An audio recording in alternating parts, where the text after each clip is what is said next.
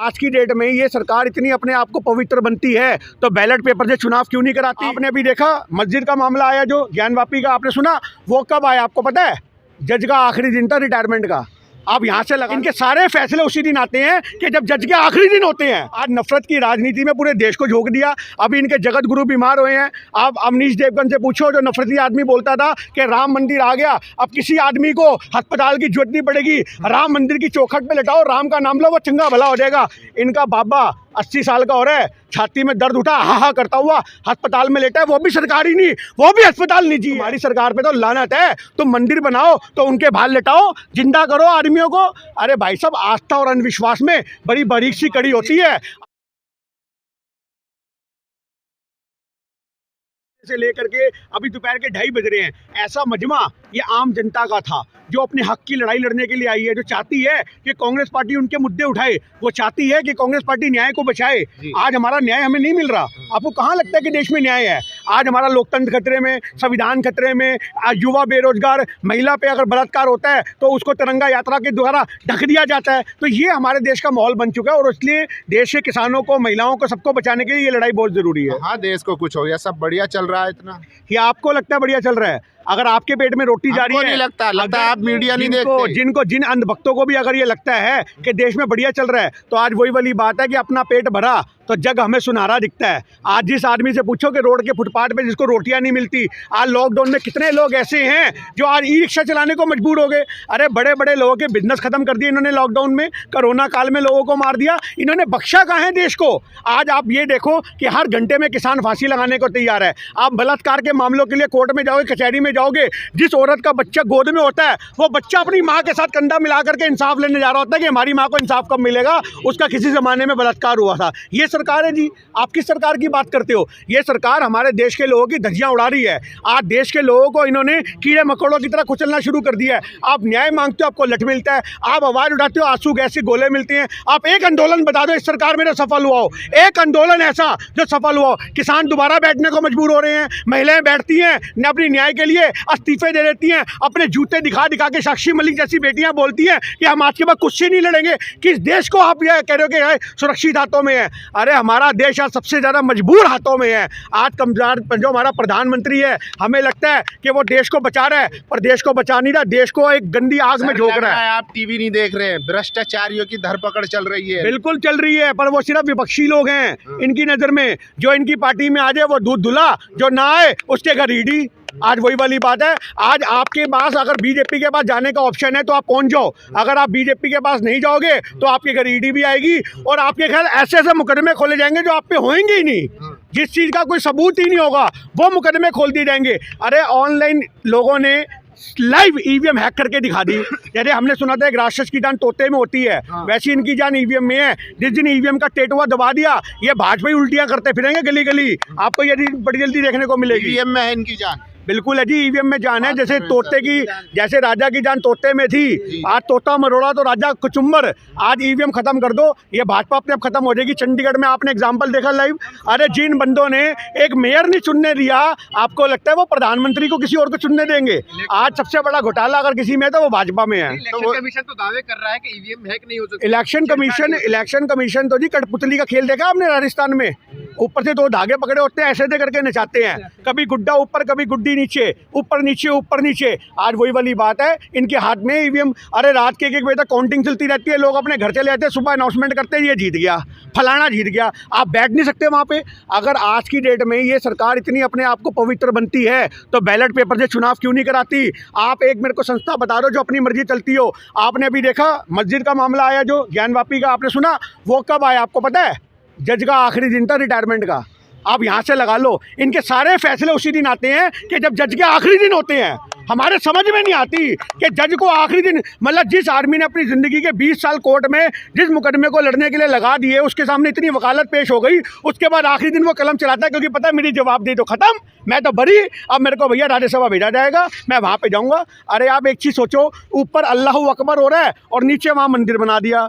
अरे भैया कम से कम ना तो तुमने मंदिर की मर्यादा छोड़ी, ना तुमने मस्जिद की मर्यादा छोड़ी, तुमने छोड़ा था छोड़ा क्या? आज नफरत की राजनीति में पूरे देश को झोंक दिया। अभी इनके जगत गुरु बीमार हुए हैं। आप अवनीश देवगन से पूछो, जो नफरती आदमी बोलता था कि राम मंदिर आ गया, अब किसी आदमी को अस्पताल की जरूरत नहीं पड़ेगी, राम मंदिर की चौखट पे लेटाओ, राम का नाम लो, वो चंगा भला हो जाएगा।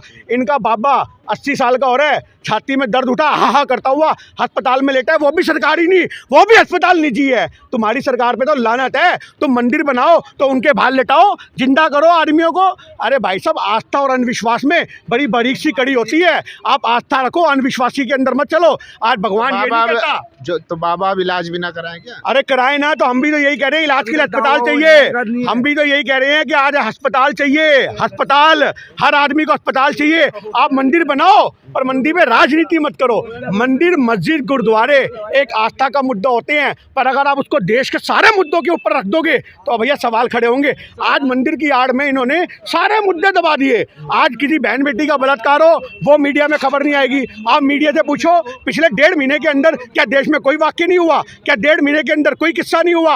अरे दिल्ली के अंदर आपको पता होगा, एक लड़के को यहाँ से ब्लेड मारा है, ब्लेड सरेआम, उसके टांके लगे पड़े, गर्दन कटने के 2 हिस्से हो गए और वो मीडिया में खबर ही नहीं है। सोशल मीडिया में झलको टीवी में हमें देखने को मिलता है कि लड़के कितने ब्लेड मार दिए, किस लिए? उसका फोन छीनने के लिए। कहाँ से सुरक्षित है? दिल्ली जैसी कैपिटल राजधानी, जहाँ 5-5 हज़ार रुपये में फोन कूड़े के भाव बिक रहे हैं, वहाँ एक आदमी को जान से मारा जा रहा है। ये हमारी देश की राजधानी? होम मिनिस्टर सोया हुआ है, उसे कोई मतलब नहीं है, उसके पास अल्फाज नहीं है बोलने को। एक ही बात आती है, मंदिर बन गया, अब ज्ञानवापी का मुद्दा। कल हमें नेशनल मीडिया में बुलाया, मैंने सबसे पहले मुद्दा पूछा कि भाई साहब मुद्दा क्या है? बोले ज्ञानवापी। मैंने कहा जय हिंद।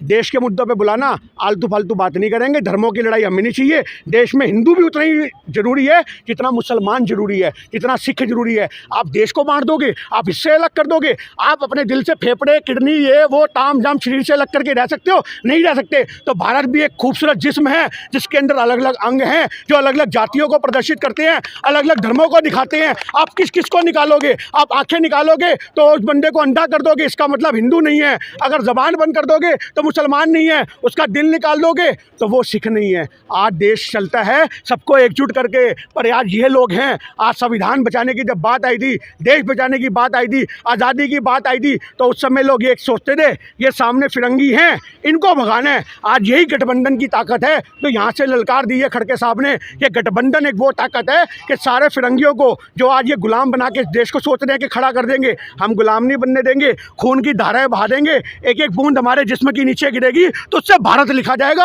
और उस वतन के खातिर हम अपने सर पे कफन बांध के बैठे हैं कि ऐसे तानाशाही को अब नहीं आने देंगे।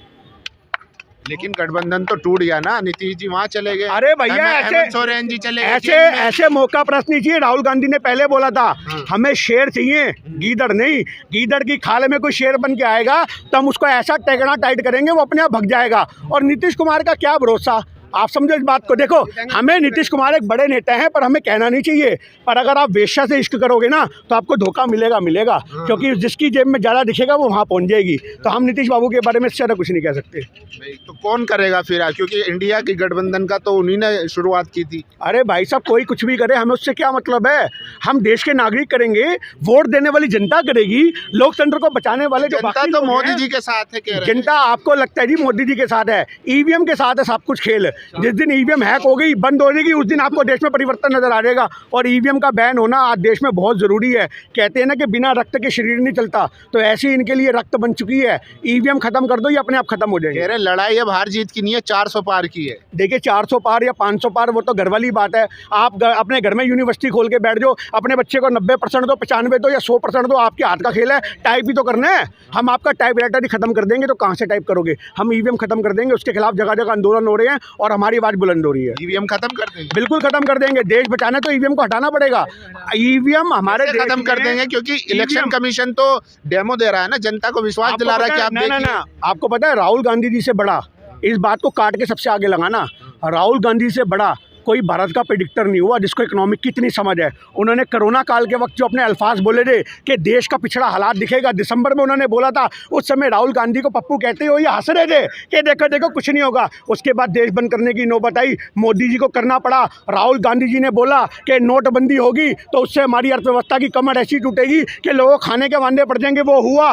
राहुल गांधी जी ने बोला कि पेटीएम का मतलब है पे टू मोदी, पेटीएम, समझ रहे, पे टू मोदी। आज वही पेटीएम के ऊपर भी समझ रहे बल्लभड़े भोजियम होने वाला उसका भी। तो आज की डेट में आप ये बात समझ जाओ कि राहुल गांधी को जितनी इकोनॉमिक की समझ है उतनी समझ किसी को नहीं है। आप एक कमज़ोर आदमी को कभी मारोगे, दबाओगे? नहीं दबाओगे। आप सारा मीडिया, आप सारा IT सेल, आप सारे अंधभक्त एक राहुल गांधी के पीछे छोड़ देते, क्योंकि आपको पता है कि अगर ये आदमी आगे निकल गया तो ये पूरे देश को उठा देगा। और आपको आज मैं लिख के दे रहा हूँ, देश में बेशक नेहरू जी जैसे सम्मानित प्रधानमंत्री हुए हैं, शास्त्री जैसे हुए हैं, इंदिरा जी जैसी हुई हैं, हम अटल बिहारी वाजपेयी को भी कहते हैं, वो भी अच्छा हुआ।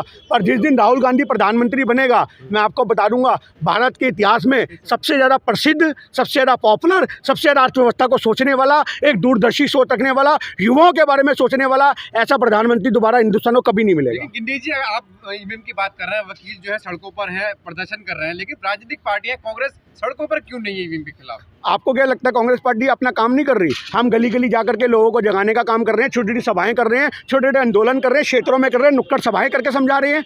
ईवीएम के लिए हमें सड़कों पे आके रेलगाड़ियां रोकने की जरूरत नहीं है। ईवीएम के लिए हमें आके बच्चों के आगे लेटने की जरूरत नहीं है। ईवीएम के लिए जनता को जगाने की जरूरत है कि आप वोटिंग का बहिष्कार करो। और आपको थोड़े दिन में नजर आएगा कि गली गली लोग हाथ में ईवीएम बैन के नारे लेते हुए जाएंगे, और वो आम आदमी होंगे, आपके और हमारे जैसे। उनको राजनीति से कोई मतलब नहीं होगा, क्योंकि उनको एहसास कराया जा रहा है कि देश को कर्जे के नीचे कितना डबो दिया मोदी सरकार ने। अरे जिस माँ की गोद में बच्चा है वो भी 1.5 लाख कर्जे में, जिस बहन की शादी होने वाली है वो भी 1.5 लाख कर्जे में। आदमी सोचता है मैं दहेज लेके आऊँगा, और भाई तू दहेज नहीं लेके आ रहा, तू 1.5 लाख का कर्जा लेके आ रहा अगर आज शादी करेगा। ये मोदी सरकार ने देश का हाल कर दिया। पिछले 10 साल के अंदर मोदी सरकार ने 1,70,000 करोड़ का कर्जा लिया। इनसे पूछो रही कहाँ गया? आदमी कर्जा लेता है, मकान बनाता है। आज आप कर्जा लोगे, मकान बनाया, गाड़ी बनाई, समझ में आएगा। कर्जा तुम्हारे पे चढ़ गया, घर तुमने बेच दिया, बाप का बैंक बैलेंस तुम खा गए, माँ के जेवर तुमने बेच दिए, और उसके बाद तुमने कर्जा दुनिया से ले लिया। अरे किया तो किया क्या? माँ के जेवर बेचे, कोई जवाब नहीं। बाप का बैंक अकाउंट खाली, कोई जवाब नहीं। मकान के माले बेच दिए, कोई जवाब नहीं। कर्जा 4 गुना, कोई जवाब नहीं। तो इसका यह मतलब है भाई तू जवारी है, तू नशेड़ी है, तू अय्याश है, तू औरतबाज है। आज यही मोदी सरकार की हकीकत है कि इन लोगों ने अडानी अंबानी जैसी ऐसी 2 अपनी इच्छी वाली पाल रखी है, जो इच्छी वाली इनकी पप्पी लेते लेते पूरे देश को निचोड़ गई। 25 करोड़ लोगों को गरीबी रेखा से ऊपर उठा दिया। ओ भाई ये गलत आंकड़े हैं। आंकड़े तो आपको पता है इकोनॉमिक्स के अंदर NSSO एक संस्था होती है जो नेशनल सर्वे करती है जा करके कि कितनी बेरोजगारी है, कितनी जनसंख्या है, और उसका तो दमन होए, उसको ख़त्म करे। आज 5 साल हो गए, तो ये आंकड़े इनका बाप ने क्या रहा है? ये आंकड़े इनके घर में छपते हैं, नागपुर के कार्यालय में। 25 करोड़ कौन जा रहा है गिनने? कौन जा रहा है गिनने? 80 करोड़ लोगों को राशन दे दिया। अरे भैया देश की 70% आबादी को तुम राशन दे दोगे तो तुमने अपने आप सबूत दे दिया कि तुम नकारा हो। तुम बेरोजगारों को रोजगार नहीं दे पा रहे। ये सबसे बड़ा हमारे देश के ऊपर आघात है। 80 करोड़ लोगों को रोजगार नहीं मिला, 80 करोड़ लोगों को 5 किलो राशन मिला। जो किसान आज अपनी खेती पैदा करता है वो भी 5 किलो गेहूं के लिए लगा हुआ है, और वो गेहूं भी ऐसी होती है उसको धूप में कम से कम 15 बार तो धो के सुखाना पड़ता है। इतनी जगह से तो फंगस लगी होती है। आटा पिसवा दोगे तो 4 दिन के अंदर कीड़े पड़ जाएंगे, ऐसी गंदी गेहूँ देते हैं। इनकी शौचालय की सुनो हकीकत, आप शौचालय जाओगे इनके गाँव में देखने के लिए, 10 शौचालय बने हैं, 15 के साथ प्रधानों ने सेटिंग कर ली है, ले 5,000 रुपये खत्म कर। तेरे घर में शौचालय नहीं है, पानी की बोतल ले और खेत में जा। अरे भैया इतना बड़ा करप्शन हो रहा है। अब इनका मिनिस्टर पकड़ा गया, अम्मा से पूछते हो आपको मकान मिला, वो भी गलती से। ये क्या करते हैं, नहीं मैंने तो 25,000 रुपये दिए जी जुर्मा उसके तौर पे, रिश्वत के तौर पे। अरे भाई साहब इस सरकार के अंदर आप ये बात मान जाओ कि आपको अगर एक सुई भी लेनी है ना उसके लिए भी रिश्वत देनी पड़ेगी, पर वो मीडिया में आता नहीं है। मीडिया मोदी सरकार की वो बैसाखी है जिस दिन वो बुड्ढे से बैसाखियाँ छिल्ली, बुड्ढा वहीं कोने में पड़ा होगा, बोलेगा मुझे गोद में उठा के मुतवा दो। आप ये मीडिया से इनकी बैसाखियाँ अलग कर दो। आज ये मीडिया अगर बंद हो जाए 4 दिन के लिए, देश में भाईचारा भी उत्तम लेवल का होगा, रोजगार के लिए आपको समस्या समझ में आएंगी। पर आज मीडिया में मंदिर मस्जिद ज्ञानवापी फलाना टिमकाना, इससे ऊपर की सोच ही नहीं है मीडिया की, कहाँ जाएगी? आखिरी सवाल गिन्नी जी ये है कि पिछले 10 साल में मोदी सरकार में आपको कोई एक काम अच्छा लगा? हाँ बहुत अच्छा लगा। हमें एक काम ये अच्छा लगा कि इन्होंने विदेशों में बहुत सारे ऐसे लोगों को सफ़र करवा दिया जो जा नहीं सकते थे।